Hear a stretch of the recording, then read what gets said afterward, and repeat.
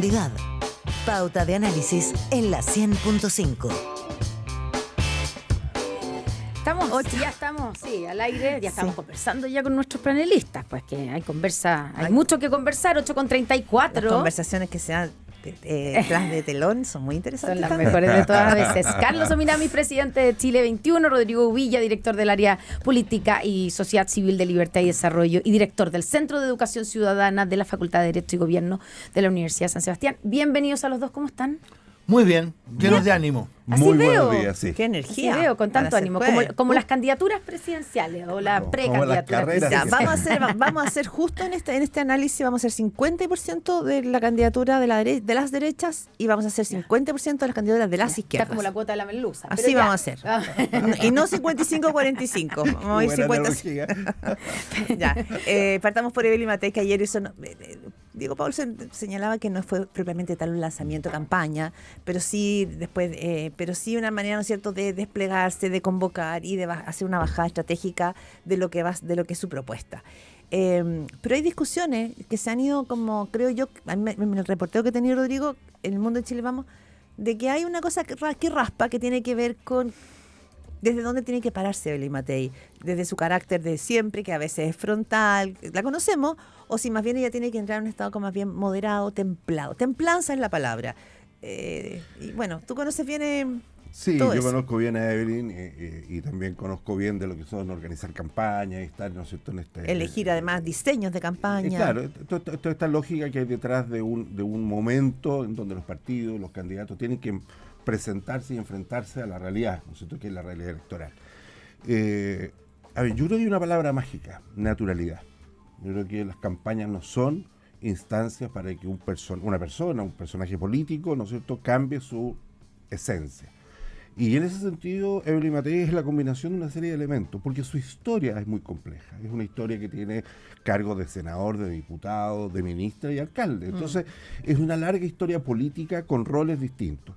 Un elemento fundamental en ella es su carácter natural, su naturaleza de mujer fuerte. Yo creo que ese es un elemento que lo podríamos calificar oportuna, no oportuna, pero yo creo que nadie lo discute. Por otro lado, su trabajo la ha obligado también a construir puentes y a generar, ¿no es cierto?, empatía con los problemas concretos de las personas. Municipalidad, Ministerio del Trabajo. Entonces, ese juego, el que pretenda cambiarlo, esa realidad que es una especie de juego, que un día puede estar en una posición o en otra, Sí. el que pretenda cambiarlo, yo creo que está haciéndole un flaco favor a la candidata. Y generar una polémica en eso, yo creo que es más que ayudar a presentar una propuesta política, ayuda a confundir la propuesta política. Entonces, ¿tú no crees, Rodrigo, que haya que optar por uno de los dos lados o perfiles, sino que... es mostrar. Y eso es lo que hizo ayer la candidatura. Si ustedes fijan, hablaba de El video está bueno. Evelyn escucha, Matei dirige. Sí. ¿Ya? Matei contesta. Evelyn, ¿no es cierto?, tiene una dimensión humana, empática. Es una forma de explicitar esta discusión que es tras bambalinas, porque no es una discusión que se produce para efectos finales de mostrar al personaje político que aspira a llegar a la poder. Rodrigo, antes de pasar la palabra, pensé en Michelle Bachelet. Cuando Michelle Bachelet salió candidata, también el tema de la naturalidad que tú señalas fue una bandera ancla. Pero ella no era frontal, no levantaba la voz. Y de hecho, ella, cuando fue presidente, decía, tenemos un problema con los liderazgos femeninos porque aquí la gente cree que si uno no es gritón, no levanta la voz, no vale. Carlos Ominami. Pero, Sí. 30 segundos. Sí. Pero volvemos al tema. La presidenta Bachelet y sus estrategas eligieron una campaña natural, donde respetaban la naturaleza de la mujer, sí, candidata a presidenta. En ese momento, candidata Bachelet. Sí. Carlos Yo Ominami. entiendo el argumento de Rodrigo, y es cierto que en lo posible es bueno que los candidatos sean como fieles a su propia naturaleza, porque muchas veces se nota mucho cuando tienen un comportamiento que es forzado. Ahora, ¿qué es lo que ocurre? En el caso de la presidenta Bachelet tiene una naturaleza que es más dialogante, es menos explosiva que la naturaleza de Evelyn Matei. Entonces ahí yo creo que ahí tienen un problema. Por de pronto ya hay un problema que estemos haciendo esta conversación. O sea, uno debería estar haciendo una pero ya conversación. la vamos a hacer de esa misma Está bien, pero, respecto a la izquierda. pero una conversación no me refiero solamente aquí en este minuto, en este programa. Es una discusión. Cuando hay una discusión en el comando respecto a cómo tiene que comportarse la candidata, quiere decir que hay un problema con la candidata y hay un problema con la campaña. Ahora. Entonces, es lo que yo vengo señalando y tengo la sensación, y quiero decir más aún, desgraciadamente no me he equivocado cuando estoy diciendo que José Antonio Kast viene pisándole los talones y ya le está aquí, está en la oreja de Evelyn Matei, faltando todavía 5 meses para las elecciones. Entonces, yo creo que, para redondear, creo que hay un problema con el carácter de ella, tiene un carácter explosivo, sigue la naturalidad. Rodrigo va a ser el hacer callar a la vocera como la hizo callar. Si esa va a ser la forma de trato de la candidata una vez de presidente, que Dios nos libre. Bueno, eso te quería preguntar. En el capítulo concreto del ¿por qué no te callas? O de hacer callar a la vocera, ¿fue al final bien evaluado al interior de la campaña? Porque ahí es donde había un cierto tironeo y eso refleja un poco, no voy a decir las dos almas, pero estas dos líneas que están un poco en tensión. Yo entiendo que hay un sector que aplaudió, digamos, su intervención, pero hay otros que dijeron, no, salgamos de ahí porque no se ve con la templanza o con el aura presidencial que debiera tener. Y claro, y la explicación también puede ser lo que dice Carlos, que José Antonio Kast se le está acercando y ella necesita pelearle a su derecha. Y para eso necesita ser más dura y más agresiva con el gobierno. Y eso se ha visto también en los parlamentarios en el Congreso con respecto a sus críticas al gobierno. Da esa impresión. A ver, ¿Fue bien evaluado o no por qué no te callas de Matei? Yo no comparto que haya una tensión interna. ¿No? No la comparto. ¿Ya? Yo estoy participando en un espacio acotado. Estás ahí. Acotado, Sí, pero hay una discusión, porque una cosa es tensión tal vez es mucho, pero hay un debate. Es lo que decía hace un rato atrás. Es decir, aquí hay una decisión de que Matei, candidata Matei, sea Matei durante la campaña. Ese es un primer hecho. Y es una decisión política, y está tomada ya. Y ayer se muestra, les pido que vean un video, les pido que vean la gráfica, combina una serie de elementos que son los que estamos contando ahora. Muestra sus diferentes dimensiones. Entonces, ese es el primer punto. El segundo punto es que aquí los candidatos también son parte de un ecosistema político mayor, ¿no es cierto? Y el ecosistema hoy día está integrado, vamos a hablar después de las primarias del oficialismo, pero también está integrado por el gobierno. Y el gobierno, cuando hablo del gobierno, los ministros, etcétera, son permanentes provocadores de la candidatura de Evelyn Matei. Entonces, en ese sentido, Evelyn Matei tomó la decisión de contestarle. ¿Ya? ¿Por qué? Porque no es posible que un gobierno esté empecinado, y lo hemos dicho en otro programa. Bueno, la UDI va a la Contraloría porque dice que hay funcionarios públicos. Independiente de la parte administrativa, la Contraloría que está tan activa hoy día, ¿no es cierto? Podrá decir que sí o que no, pero hay un hecho político. Habla Matei, 4 ministros contestan, de lo que sea. Entonces, creo que ahí también hay que marcar un límite. El otro punto, Connie, que lo escuché en la mañana, y es súper interesante el análisis, y que también quiero transmitirlo en la situación que estamos hoy día, de unas derechas, ¿no es cierto?, con candidatos competitivos, donde no hay primarias. Entonces, la estrategia, y esto es de libros, de texto, uno lo estudiaba hace 30 años atrás, ¿cuál es la estrategia de un candidato? Hablarle en esta etapa al voto de su sector o empezar en la primera vuelta. Sí, yo planteaba eso al comienzo, ¿no es cierto? Que en el fondo a quién le está hablando Evelyn Matei. Entonces, hay que hablarle al sector, sobre todo cuando el sector hoy día, sumado, va cerca del 60%. Después, ¿no es cierto?, en la segunda vuelta, el que pase a la segunda vuelta tendrá que ampliar su discurso a los sectores que no son del corazón del sector. ¿Ya? Entonces yo creo que aquí hay una estrategia que es razonable, que es naturalidad y hablarle a quien corresponde, a esta amplia centro-derecha y derecha. Bueno, igual hay que hablarle al país. Carlos, mira, crucemos la vereda, porque después el tiempo se nos va a acabar y la verdad es que para que seamos equitativos. Las primarias en el oficialismo, estas primarias de las cuales el oficialismo se ha sentido muy orgullosa de poder llevar adelante este proceso, están como media alicaídas, digamos así, como que con el volumen bajito, la energía bajita. Entonces, no sé cómo ves tú, porque esto puede terminar siendo un exocet para el oficialismo si no vuelan. Yo comparto esa opinión. Ahora, o pueden faltan todavía algunas semanas. falta que se inicie la franja electoral, entiendo que debe partir la próxima semana. Y eso puede animar las cosas. En el marco de estas primarias se está haciendo un esfuerzo también por generar un cierto debate. Han habido debates, comienzan a surgir también algunas contradicciones entre los candidatos y las candidatas.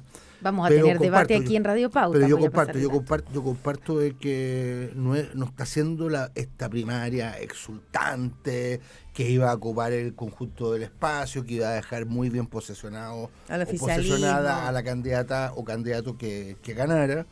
Y creo que desde ese punto de vista la situación es inquietante. Ya, y inquietante pensando en que esto puede significar que vaya muy poca gente a votar, que haya una participación baja y por lo tanto que quien gane con pocos Claro. votos y eso lo debilite.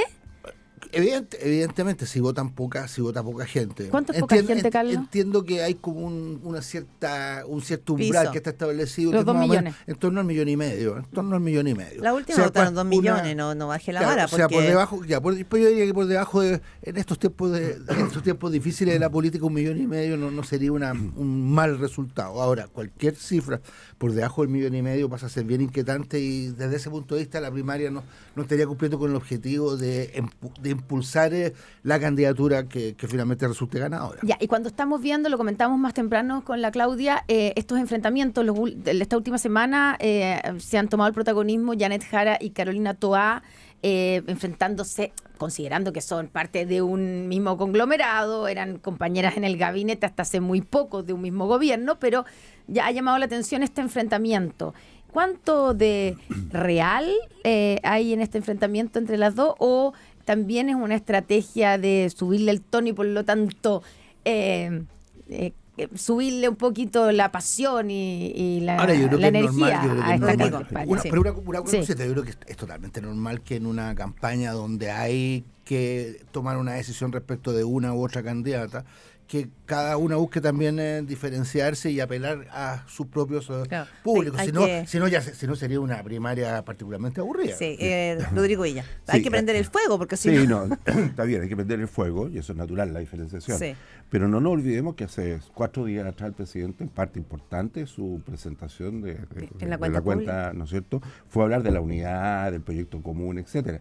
Y no pasaron 4 días, ¿ya? Y ya están las dos que están punteras en las encuestas, porque hay que también recordar que la ministra Jara, la ex ministra Jara, ha ido subiendo y Carolina Toá está estancada, ¿ya? Hay encuestas que están empatadas, etcétera. Pero dicho eso, en la primera vuelta de diferenciación tuvo que intervenir hasta el ministro de Seguridad.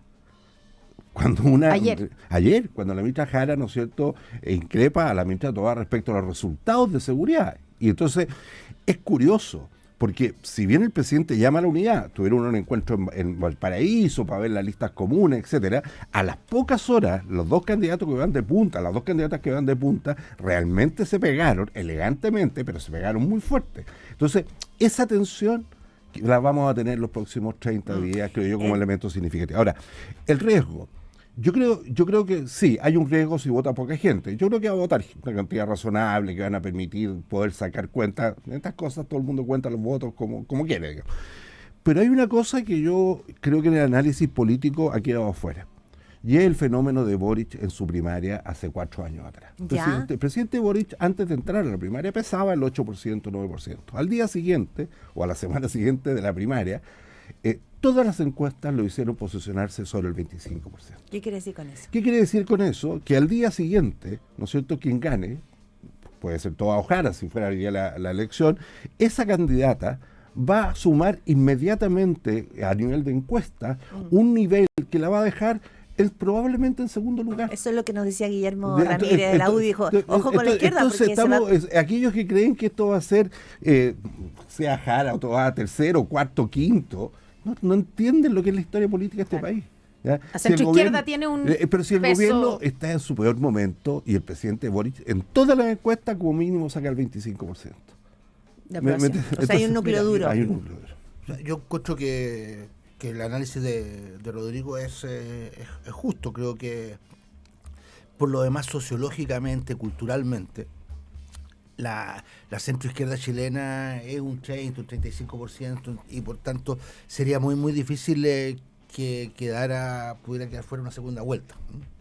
Salvo que proliferen las divisiones, y eso puede desgraciadamente ocurrir. Yo siento que en esta primaria se debió haber hecho un esfuerzo por integrar a otros sectores. Está el tema de Marco dando vuelta, está el tema también del gobernador de Valparaíso, que puede ser una cosa bien inquietante. Él ha dicho que está ahí, está un poco a la guaita. ¿Hay preocupación en el comando de Toa por Rodrigo Londaca? Ahí está la guaita.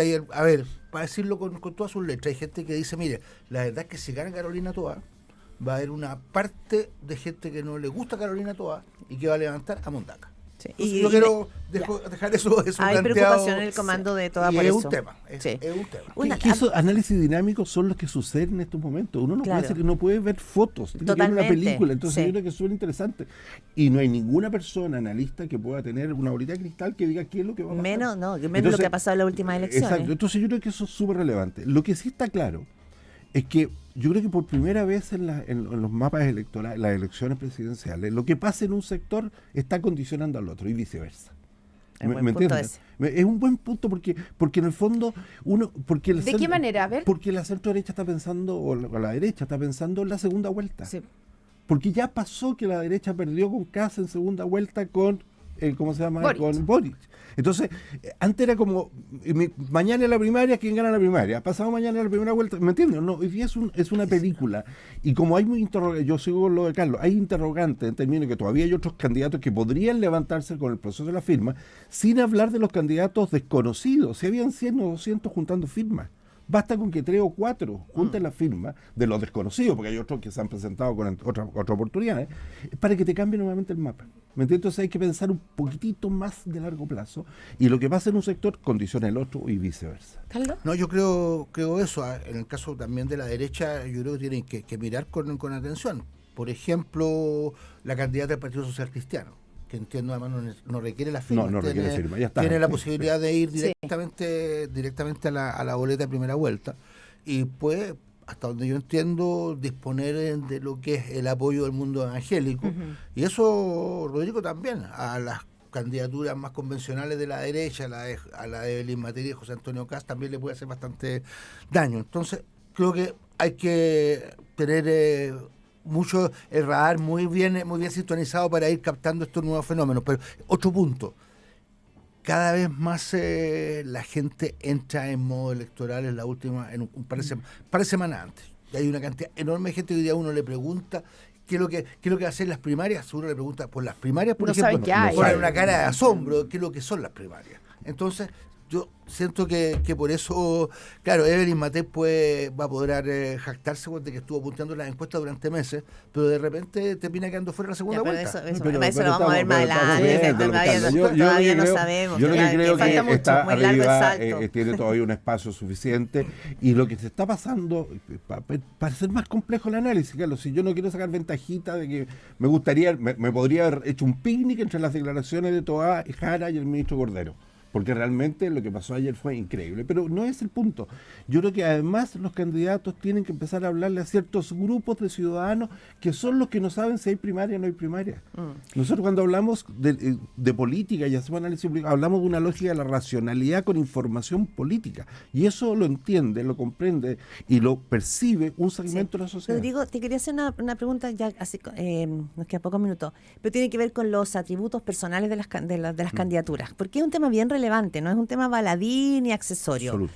¿Qué es lo que tú ves en los liderazgos, así como hablamos de Evelyn Matei, de si tiene que ser más frontal o diplomática o más templada, en Carolina Toá y Janet Jara y en Gonzalo Vinti, pero sobre todo en ellas dos que están ahí como entre las dos, porque Carolina Toá, he escuchado gente del socialismo democrático que están también preocupados por la campaña. Yo creo que uno lo puede responder de dos maneras: atributos personales o historia, que son dos cosas distintas.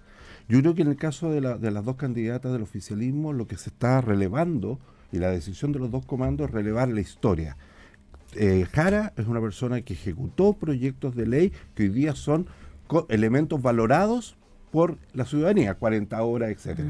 La ministra, ¿no es cierto?, tiene una complejidad, que es cómo construir una campaña en la línea de la continuidad o del cambio. en el eje más encima más complejo, porque es la primera prioridad de los chilenos, que es la seguridad. Entonces, creo que más que atributos en ellas, ¿no es cierto?, estamos midiendo, estamos evaluando, ellos están intentando proyectar gestión política o gestión especializada en un área sensible para la gente, como son las materias de orden laboral. Yo creo que hay una... A ver, a Carolina Tobán se le producen problemas generados por ella, por su entorno. Las declaraciones de Reche ayer no le ayudan. Las declaraciones diciendo que si no gana ella no va a apoyar, no la ayudan, porque esa es la discusión entre continuidad o cambio, ¿me entiendes? Porque la coherencia es esencial. Si yo voy a ser una persona que va a continuar representando a la izquierda, como se llama, progresista, pero con componentes de cambio, entonces la respuesta que le da el Partido Comunista y Frente Amplio es razonable. No puede estar acá si dicen que después no nos apoya. Sí. Carlos, ¿me para ir entiendes, cerrando el punto. No, yo creo que tiene un punto ahí. La esencia de las primarias es que se compite en buena onda, sabiendo que además el día de la elección en la noche, los que pierdan tienen que ir apoyar a darle al otro. el apoyo a quien gane, y por tanto Claro. entonces hay que tener cuidado con las cosas que se dicen para no tener que ese día en la noche tener que comerse las palabras. Entonces creo que no es una buena idea. Ha Creo que pasado que hay no- candidatos que no van a apoyar después. Pero claro, efectivamente Meo, por ejemplo, yo creo no que apoya a Frey. no es una buena idea el de decir, oiga, mire, yo apoyo a esta candidata, pero si no gana mi candidata, ahí yo quedo en libertad de acción. Es cierto que no es lo mismo el comportamiento de un ciudadano común y corriente, como Oscar dice que es el comportamiento, por ejemplo, de un candidato o una candidata. O sea, está claro, aquí pueden haber diferencias entre la ex ministra Jari y la ex ministra Toa, pero es claro que las dos van a aparecer abrazadas el día 29. Bien. apoyando una a la 8:55. otra. Eso se lo garantizo. Voló el tiempo. Esa foto Rodrigo la va a ver. Rodrigo Villa, Carlos, mira, todavía tenemos mucho carrete hasta las elecciones.